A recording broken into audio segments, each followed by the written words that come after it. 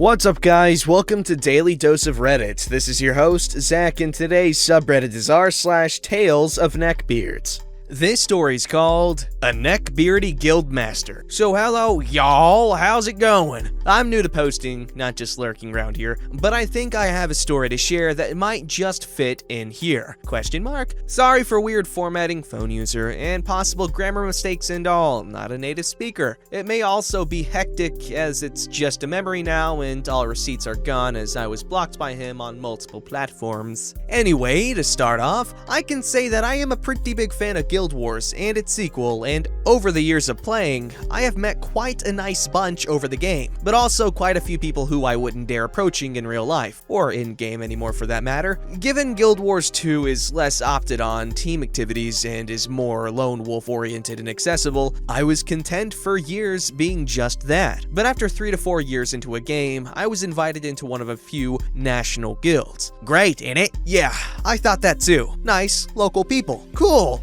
Psych though. The moment people found out I am a female, all hell broke loose. Most of the people took it all chill, not really caring that I was a girl, but a few, including the guildmaster, were ready to crap their pants over the fact. Apparently, there were some others, fellow gamerettes, but surprisingly, they didn't want to participate in team guild building activities. I always wondered why. Fast forward a few weeks, it was after a break from the game and came back. The guildmaster was just about to burst, all happy I was back. Then the nagging about joining TeamSpeak group to talk started. At first, I was reluctant, but at the end of the day, what could happen? So I joined. At first, it was quite enjoyable, but soon it turned sour, and I can only say that if it were not for the nicer people there, I'd be gone fast as frick. Turns out, our guildmaster was around 40-ish, I think? Probably nearing 50 by the way he spoke, about life and job and about him dating some hot young chick whose father was younger than him. And he just could not resist basically harassing my, by the time 17, nearly 18-year-old self with increasingly sexual questions and implications. Me being a fool, I even added him on Facebook through a guild group to let him harass me there as well, though I quickly learned how to just ignore him. I could hold my own, and other boys and actual friends would help me dissolve those TeamSpeak situations, but there's only so much they can do, especially off the comms, right? But still, the gain from being with others overweighted the torment. So after a year or so in the guild, there was an IRL meeting, and I, stupid enough, agreed that I will come as well to see my friends and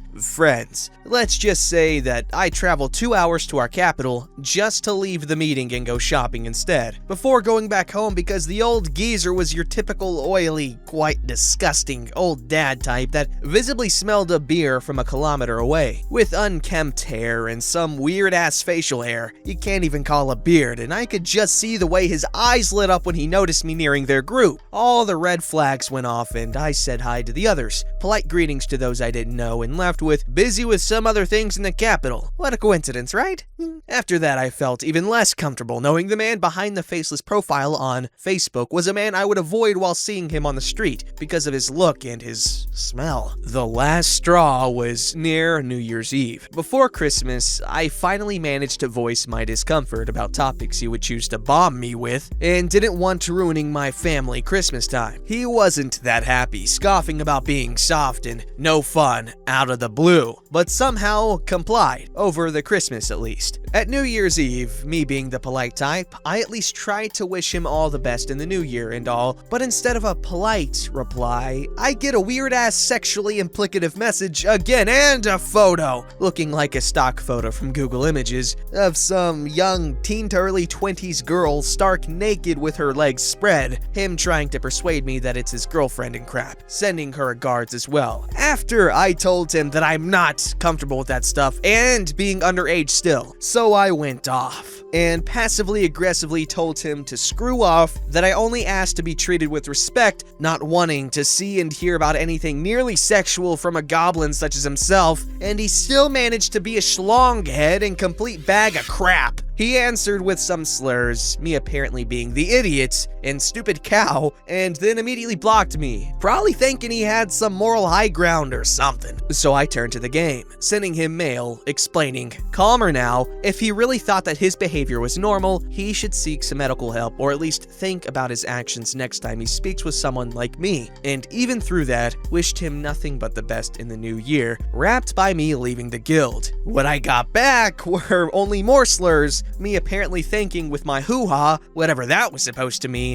and even more slurs and being blocked again. What a great, mature guy. Best part probably was the fact that even weeks later, he spoke about me with such vile intent and venom that some other people who were updated on my side of the story with receipts left the guild when they realized what a pig he really was, and together we joined different guilds. That allowed me to meet so many lovely people I am really good friends with even in real life. Also, some other people stood up to him and he blocked them everywhere and kicked them out of the guild as well. Okay, I am fairly certain that you can get his booty butt locked up for that because I believe it is a crime to sexually entice a minor. I don't even think I'm wrong about this for once because that guy does not seem to be the type to change his ways, especially given his age. It's really hard for people like that to change at such an old age. Psychology, man. No, but for real, that guy's disgusting and needs to be locked up or something, man.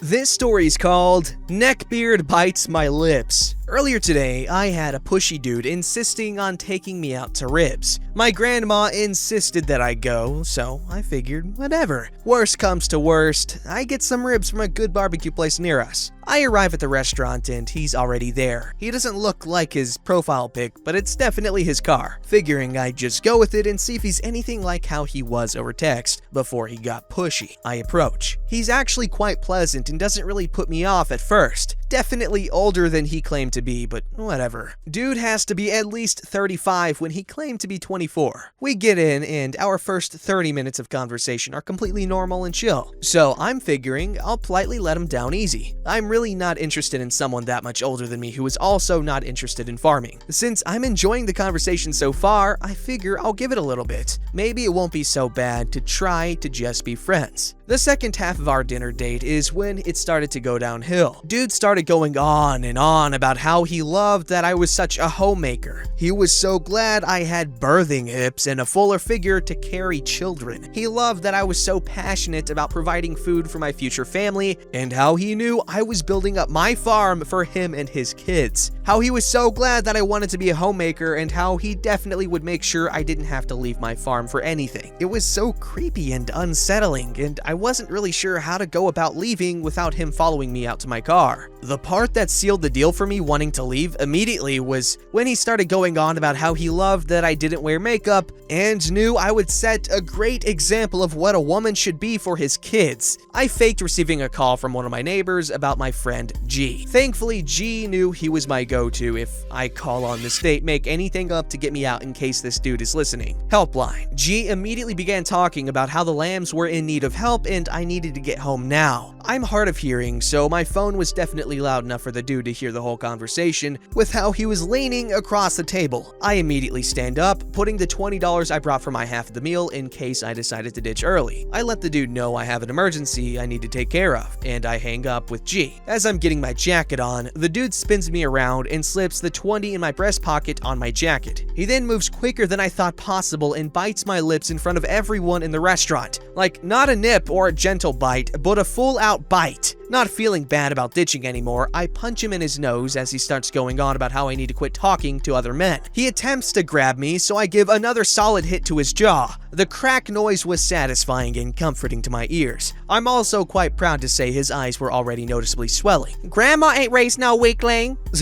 I just took his moment of confusion to quickly begin walking away. A waiter and hostess approached me as I walked, stating they saw what happened and asked if I wanted to call anyone. Just wanting to go home, I waved them off and hurriedly left for my car to get home. The police in my small town know me from where I used to work up until last week, so if I'm needed, they'll find me easily. I've had one other date end badly, and they've met me at my house before. No one came over tonight as of writing this at 1 a.m., so I'm assuming no authorities were called. I just have a bruised and swollen bottom lip, and my upper lip was bleeding in a few places earlier. Thankfully, I'm all good now, and I'm sure the swelling will hopefully be gone in the morning. I'm also thankful that I did MMA training with my brother as teenagers.